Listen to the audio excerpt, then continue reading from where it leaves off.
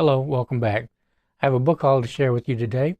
It was unplanned. I did not expect really to go out to any place with books today, but I had some things I had to take care of. I had to fix my shower. The cartridge in my shower knob broke, and there was just water pouring out of the faucet. Like couldn't get it to stop, so I had to shut off the house water and had to do some stuff. And I thought while I was out, you know what, just to just to feel better about this whole situation, I'm going to go look at some books. So that's what I did. And I got some books, and I thought that I would share them with you. This probably won't take too long. There aren't too many here. The first is a Sherlock Holmes pastiche novel by L.B. Greenwood. This is Sherlock Holmes in the Case of the Raleigh Legacy. And apparently this is, of course, Holmes and Watson, and they are trying to solve some kind of crime around a descendant of Sir Walter Raleigh. I read about a page of this just to make sure it would be pretty good, or that it might be pretty good, because I have been burned by Sherlock Holmes pastiche in the past, where it was I would get it and be really excited and then try to read it and it was just poorly done. I think that this will be better than some of that stuff that I have read in other books. Hopefully, that is the hope anyway. After that, we have one of John Gardner's James Bond novels. This is License Renewed, and I'm pretty sure that this is the very first one that he wrote after being given the right to do it by Ian Fleming's whatever, his descendants, or however that works. And I really like John Gardner's James Bond novels. I've really enjoyed all the ones that I've read. They are a little bit convoluted sometimes and really far from believable at other times, but I've just really enjoyed them. I like the way that John Gardner writes the Bond character. He is really believable and very human, and I just really enjoy that. I don't know how close he is to the Bond in Ian Fleming's novels because I've only read Casino Royale. I just know that the Bond in Gardner's novels is very, very likable, and perhaps not likable. I mean, the closest of the Bonds I can think of, the actors who play James Bond, it seems like Timothy Dalton would come close enough to being the James Bond of these novels. But I also read the ones after Timothy Dalton became Bond, I think, except for one. So maybe did he influence the way that went? I have no idea. That would be an interesting thing to learn about, I think. After that, this is the last work of fiction, but this also has a little bit of nonfiction in it. This is The Ghostlight by Fritz Leiber, and this is a collection of short stories. And apparently at the end there is also an autobiography by Fritz Leiber. And I have only read a little bit by Fritz Leiber in the past. I read Smoke Ghost and then his novel that took place in San Francisco. It was a horror novel. I do not remember the name of it off the top of my head. Will it tell me in this? Probably not. I don't believe it will. But it was about a man who gets caught up in there was like a book ghost. I don't even know how to really explain it, but it took place in San Francisco in the 70s, and I really like San Francisco as a setting for novels and movies and that sort of thing.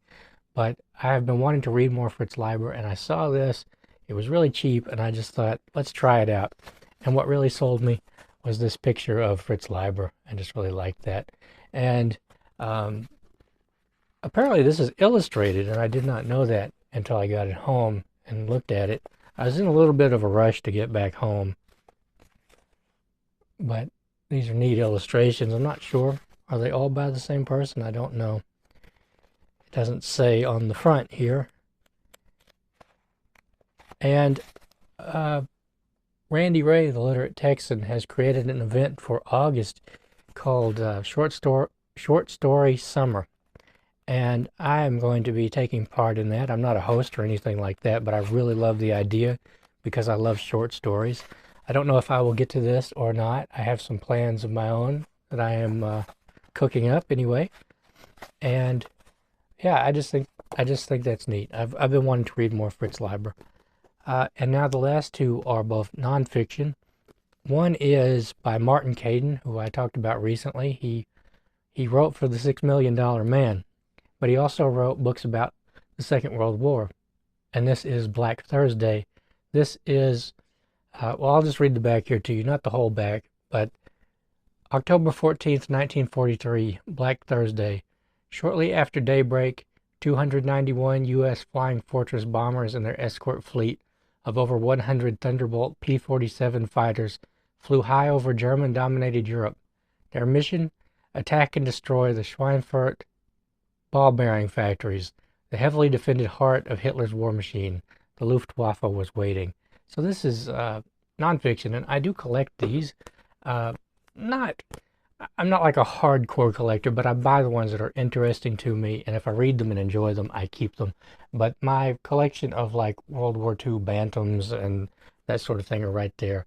And I have wondered about if anyone would be interested in seeing my bantams. They're World War II, World War I.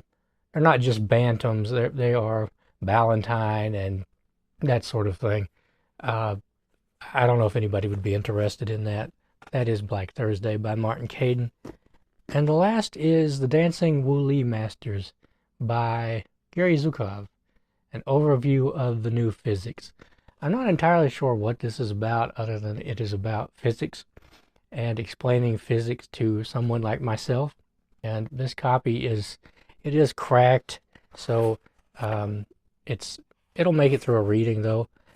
It was $1, so I figured I would take a chance. It's from the 70s. I don't know if this has like the standard sort of 70s stuff in it. I would imagine it probably does. Maybe not, but I do read about physics every now and then. I find it pretty interesting, although it is completely over my head, like way, way over my head.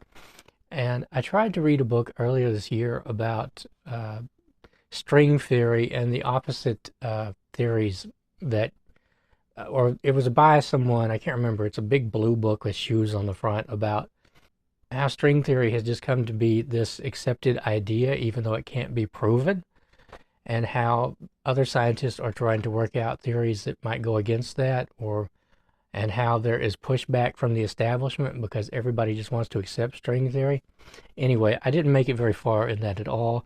And the last book I tried to read about physics,